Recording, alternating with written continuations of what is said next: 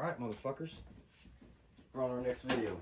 So part of the things I want to do on this channel is throughout every week we're going to go through a nostalgia part. So when you're watching the Street Outlaws on TV, or you're looking at the turbos in the LS world and everything, that had to start somewhere. And that's where guys like me come into play. So every week I'm going to go through a nostalgia part that got you guys like Big Chief where they're at. So most of your power is in the heads. It doesn't matter, cam and valve train is where it's at. So years ago, if you wanted some kind of performance parts, you didn't just go down to, Jegs and fucking buy it. It wasn't heard of. Aluminum head shit was very, very fucking rare. So that's what we're going to go over. So on tonight, you got Buckwheat on the beat and Karen on the case. And we're going to go over this set of fucking double humps that I picked up. It's some fame motor around Fairland for years. I probably should have bought it 20 years ago when a guy brought it up, but I didn't. And now it needs some fucking work done. These was bolted on and never fucking ran. It came on like so. If you're a small block guy, a high winder, a 302 is the fucking holy grail, man. Everybody wants one, and I spent my fucking life trying to get a hold of one, and there was one a fucking mile from my house. Unfortunately, it sat there so long that it was pretty much ruined, man. I saved the crank and these fucking heads. So these heads, double humps are a dime a dozen, especially now. It's cheaper now to buy a fucking set of heads from Jegs than it is to have anything done. That being said, I want to take a minute to give a shout out to Jeff Perkins. That dude is the fucking cylinder head genius. I had a fucking motor, man, and I took this fucking heads to him, and I don't know what he done. Worked some magic on it, some voodoo, something, and the fucking changed absolutely nothing, not nothing. And the motor actually picked up like a tenth and a second and 2/10, man. I mean, it was fucking impressive. So the dude was he done all the Hemi heads at Indy Cylinder Head for years. So and he don't do. I mean, he knows how to do other machining and everything, but what I like about him is he does cylinder heads. That's what he does. That's his specialty. And he out-talks me, man. I know the basics, but when it gets into numbers and calculations and all that shit, I leave it up to him because the dude, he knows his shit, and he knows more than I know. But I haven't got to take, he's busy. I got these set of heads, man, and I just wigged out because I'm a wigger like that, you know what I mean? So he's got some other stuff for me, and he's busy, and I'm wanting these heads was redone. The guy told me in 1973. So what you're fixing to look at, what we're fixing to go over, is 1973 technology, and pretty fucking impressive to be quite honest. Probably a lot of money wrapped up in these. I want to run them. I want to give them a shot, see what they fucking do. I'm pretty sure they've got 205 valves in them, and it's like I got some other parts that we'll go through every week, and I want to run these motherfuckers really fucking bad, but then part of me just wants to like fucking clean them up and have them gone through and put on the shelf as to what they are, because there's a story behind it and a point behind it, and we'll get into it when we start going through this. So double humps. Years ago, if you wanted to make power, well, most cars, man, that's what came stock on them. Any kind of SS, RS, Bud S, your grandma's fucking SS bicycle, anything fucking big block, and basically if you got something over 220 horse or whatever, you got some sort of fucking double humps. In my life, I've had every set there is, but the turbos, I've tried my hardest to get my hands on a set of those, just because once you'll get to seeing around here, I'm a fucking hoarder, man. That's what I do. I hoard shit, and then I just get in groups of people and I talk like, oh, I got this and I got this, but yeah, I'm sure I will give these a shot once I talk to Jeff. He's the master of the deal. If he's like, no, this is a shelf item, that's what it would be. So let me give you some info on why I feel these heads are so fucking magnificent. Where it all started back years ago, the pro stock, super stock days. Everybody, like I have my brands of shit that I'm into, Husky tools and shit like that. If you were a Chevy guy, you were into fucking Grumpy Jenkins and Wally Booth. If you were a fucking Mopar guy, you was into Sox and Martin and Dick Landy, which Sox and Martin team is a very high class team. Dude's supposed to be the fastest shifter of all time. I've seen some fucking videos that I think Dick Landy gave him a fucking run for his money. But for the Chevy camp, it was Grumpy Jenkins. So if you buy AFR heads, anything like that, that was Grumpy Jenkins company. Airflow Research. So this motherfucker was seriously taking 327s with double humps, these same fucking double humps, and fucking wiping up big old Hemis. That's pretty goddamn impressive. Doing it with a Super T10, you know, stock shit. I don't understand how they do it because I've never been able to keep one together. But his big claim to fame was, you know, your double humps come out to 180cc runners. For the time, man, they was top shit. Nowadays, they're fucking not. Grumpy Jenkins shit, on the other hand, he had 205 valves. He had the biggest fucking springs you get on. He had poured it out to, you know, like 210, 220, 230 intake runners. I mean, they were built to fucking scream, man. And you're looking at a set pretty much of what he had, and it just fucking, it tickles me so bad I feel it down in my fucking gooch, man. You know what I mean? It'll get you. So to start with, are you flipping over? These heads are as found, so they are dirty. Karen did blow them out a little bit, but I left them as they was. When you flip them over, I don't know, I might have to bring the camera over here. Shockingly, and Jeff might know, it looks like there's been a little bit of port work done. That's your power right there, combustion chamber. For years ago, if you wanted to go fast, you needed motherfucking compression to do it. Nowadays, they just shove fucking turbos. They kill it with fucking air. Same difference, man. But back in the day, before all that shit was a thing, there was a guy running turbos, Big John Masmanian. That dude's pretty motherfucking impressive. I got the chance to meet him at Bowling Green. Awesome fucking dude. Now, he did run fucking turbos with a manual. I don't know fucking how, but you also have to remember too, back in the day, those guys was sponsored, so they would show up the track and have fucking 6 goddamn Super T10s in their trailer. Oh, I break one? No big deal. Throw another one in, you know? We don't have that fucking luxury now, man. A fucking 4-speed's gonna cost you $700 or $800, and then you're gonna fucking work on it from there. But a little bit of port work done in these in the combustion chamber. 205s here. I've noticed for some reason they've got a notch cut on here that I've never seen on any other double hump, and I'm sure. And I've just been learning this from a guy. I done a carpet job, and a guy was explaining it to me about the throw of the flame of the spark plug. Angle plug cylinder heads is a pretty big deal, and that's what makes this one another pretty fucking impressive deal. So, super hillbillies here. This is a set of angle plug heads. You can't tell because they're packed full of shit, but what's awesome about them, somebody fucking made them. And they done a pretty goddamn good job of doing it. Now you have to remember too, this motherfucking motor had some of the biggest domes in I've ever seen in my life. So the amount of pressure being blown into that socket right there that's got some kind of plug in it. I mean, they're fucking high winders, man. He probably runs his motor. He told me he's shifting to 12,000 RPM. That's like kick your grandma in the teeth on Easter dinner. That's some pretty fucking awesome shit. So you have to bear with me. I'm going to try to move the camera in so that you can see this and then set you back over here. And me and Karen are not fucking producers. So, here we go. There's our mascot, Don't Listen Donnie. As you see, he's on the chain because he don't listen Donnie. All right.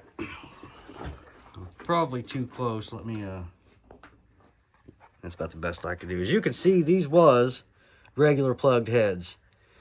Right in there you can see, and then they've cut them out and retapped them. I don't know what shop prices was back then, but I'm assuming a fucking shitload. I'd say somebody done some fucking overtime to get these son of a bitches. That alone's pretty impressive. They do make angle plug double humps. I have not been able to get my hands on a set. That being said, there's been some extensive work done, in port work done here on the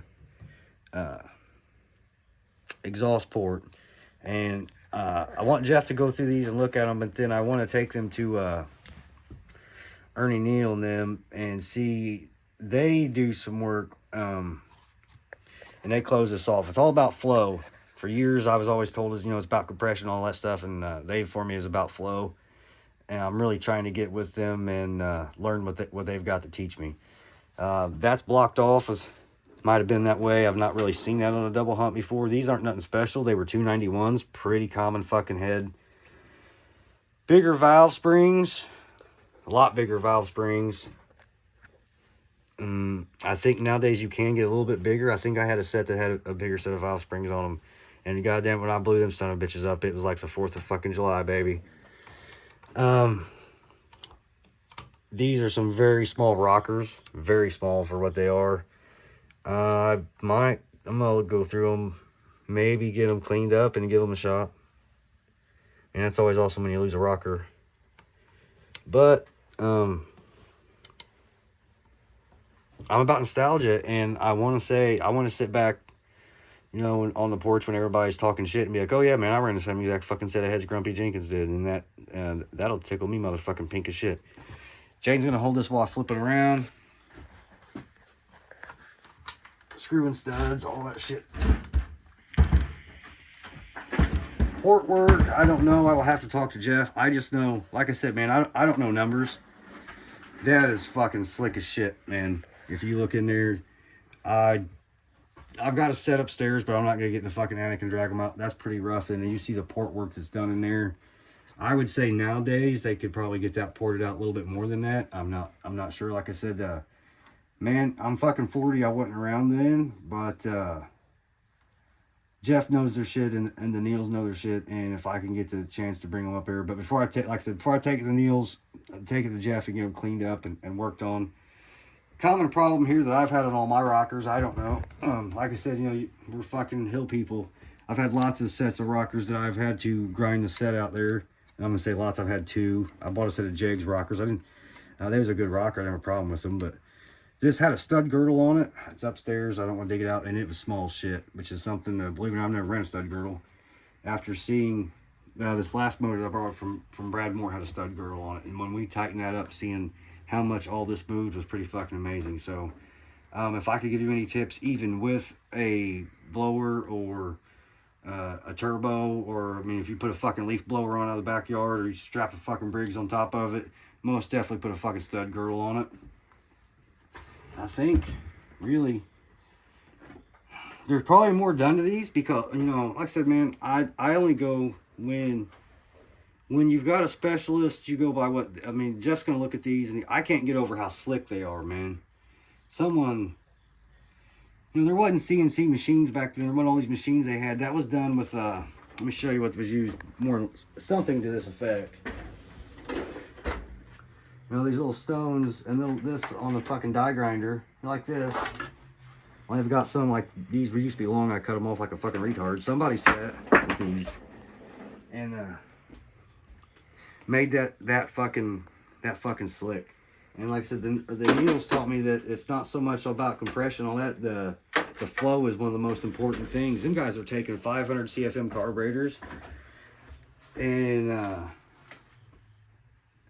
smaller heads and turn way more times. It's pretty fucking impressive, man. And I will say, I asked Ray Strong and Ed. I mean, those were like my fucking idols back in the day. And Ray said, well, I ran the 194s and Ed ran the 202s. When I went from 194s to the 205s, I didn't notice a fucking 8th mile. I didn't notice difference even winding the shit out of them. I'm not an engine builder, man. I just slap shit together, and you know, you do a lot of fucking. Before I was a book nerd, you know, magazines and shit, and now the internet changes everything. Probably when you get up into turning that kind of fucking RPM, maybe the valve size is different. I have started to realize that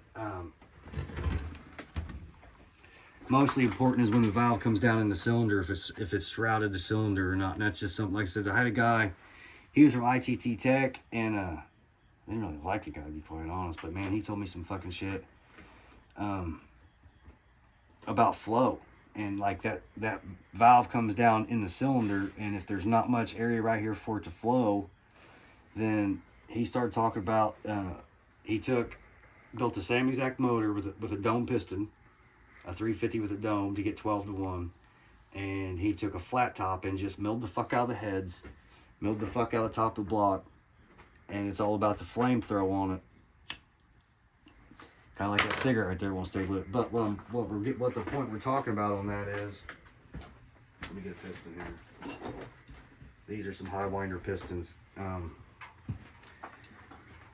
This has the flame area cut out of it, so when it sits up in there, that spark plug can throw the flame through that.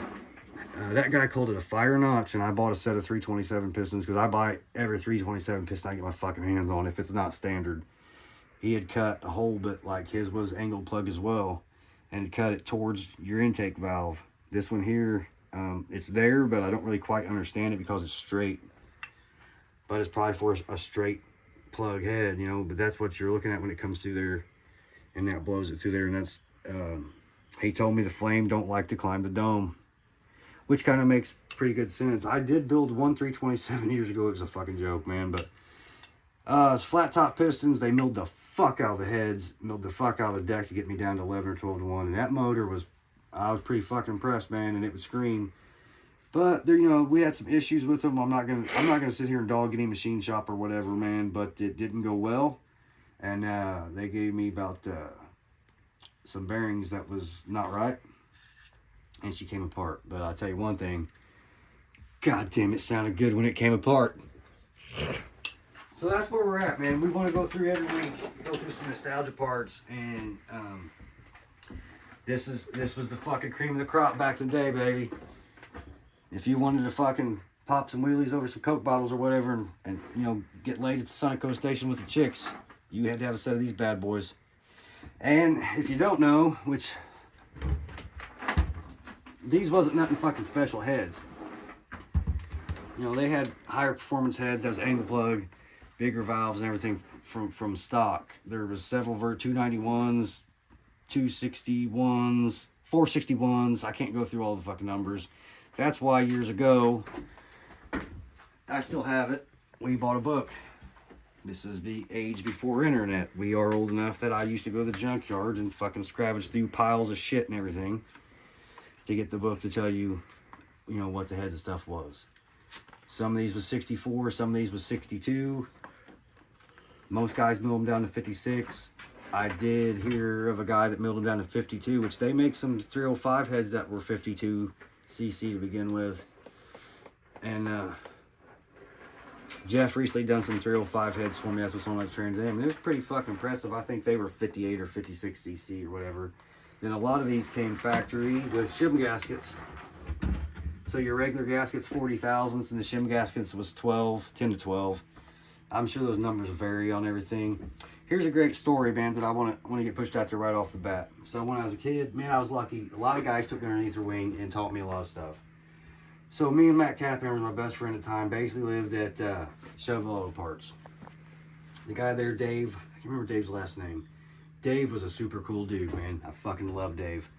Give us shit out of there. He wouldn't give us performance parts. There's more to the story, and I'm not going to fucking blast it out here on Facebook and YouTube, but he went through some bad shit. So, like, he gave me an S10, he gave me interior parts and everything. He just wouldn't give me speed parts. So, he retired from Dodge, Chrysler, whatever, in Indianapolis. That's where he got all his fucking cash from. And he said, I can't remember what we was talking about, man. But he said, hey, Jess, he said, this is the deal, man. He said, so I made casings for alternators. He said, I was allowed to be out 3 to 6 thousandths. He said, okay, so you've got one side of your case and it's allowed to be out 3 to 6 thousandths.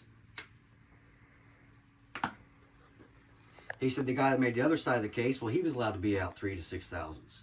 Well, then you've got the guy that's, you know, that's making the shaft and the armature.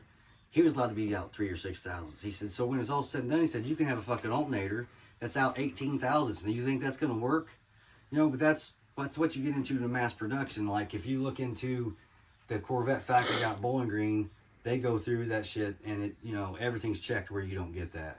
So keep that in mind the next time you go to fucking O'Reilly or AutoZone or any of them, because, you know, when they that stuff's reproduction, and even at that, you know, with what they're allowed to be out. So for when I look at you and say, oh, you know, there's a fucking head gasket that's 40,000, so there's a head gasket that's 12,000, you know, it fucking could not be. That's, and I've built some motors here that I used some awesome parts and everything. I thought, man, these motherfuckers are gonna scream, dude.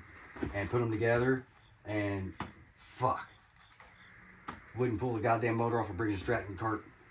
And then I took some motors. There was one, man, I literally picked up fucking Jason and Brad threw fucking parts on the floor in the garage, and I picked up goddamn push rods out of the fucking floor and cleaned them. And I mean, I had that fucking Trans Am. Seriously, I think I had like 28 fucking motors in it. And the ones that I just scrapped together out of fucking junk ass goddamn parts, them motherfuckers would scream the best. Like the motor in the Trans Am now, I had that Nova that made 150 something passes running at fucking 8,500 RPM. Pretty fucking impressive. Dish piston motor.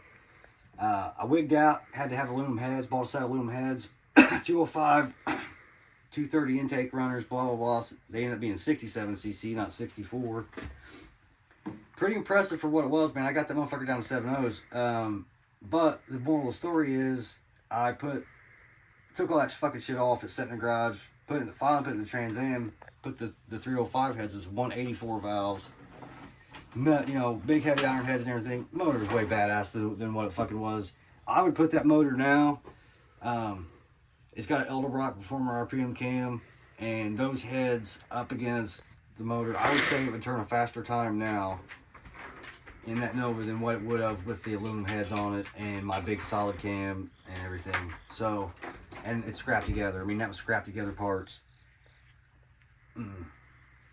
And if you know, before, back in the day when there was bracket racing, I've been told by so many people there's more money won in the 680 to 720, 740 class than any other class. I know some guys, I don't know them, I've heard of them, that they quit their job, man, and for a long time when bracket racing was real in, hot and heavy, they made one hell of a fucking living, and their cars was not fast. They wasn't fucking trans braked. You know, 720s, 740s. And I will say too, with us, way back in the day, we never was fast. For me to sit here and say, oh, you know, I ran a car that was 580s, Brad's doing that, a big block, but it's a lot of fucking work. His fucking lifters, which is important, the valve train and the heads, that is your fucking power right there. You know, they're only good for so many passes, which isn't very fucking many, and you send them back, man. So when we was running just junk, when we came down there, man, and we worked all week. We came down there for the glory of being with our fucking friends, and we knew everybody down there, and we weren't fucking fast, but we were fun. That was fucking fun. When we got to where we decided we wanted to go fast, or try to go fast, and the money started getting spent, and then you start working overtime to get the fucking parts, and then, let me tell you something, I mentioned this on the first one, when you're building a car, fucking enjoy the heartbreak, baby, because you're going to get it. I never, ever fucking, nothing ever turned out like what I thought it was going to and run like what I thought it would. Like I said, you know, I build shit and I thought this motherfucker's gonna scream, and it don't. Be fucking broke, you know, scrapping together parts, borrowing this, borrowing that, throw it on there, and motherfucker run like a son of a bitch. So that's the point is, this is the point of this, you know, nostalgia parts. So we'll get into different parts. I wanted to do this one first. This is a pretty nice piece here. I'm pretty glad I got it, and the 302 part of it just tickles my soul. So now I can sit back and say now that when it comes to small blocks, I ain't had a 265 or a 267, whatever, but you know, for the 283s and the 327s, 350s, everything, I've had them all now, and I ain't got the chance to run the 302. I bought and built this motor to run in the Nova. It's gonna be the 327 and shit. I probably will build that, but probably gonna have Jeff work these over the winter and put the 302 in it, so I can just sit back and be like, I ran them all, man. So that's our video. I wanted Karen to be a little bit more involved in what she was, but we'll get her famous one way or the other. If I can't make Karen famous with nostalgia parts, guess we'll try gay porn. Peace out, bitches.